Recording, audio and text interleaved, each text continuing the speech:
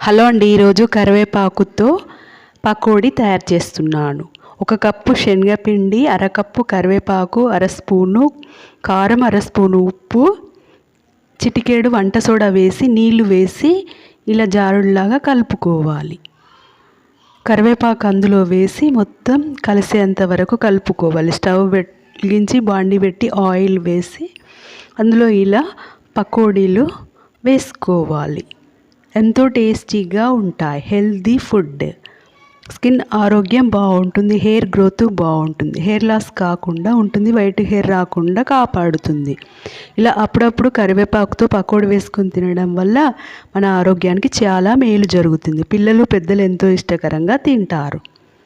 మనందరికీ తెలిసిన విషయమే. హెయిర్ వైట్ కాకుండా కాపాడుతుంది.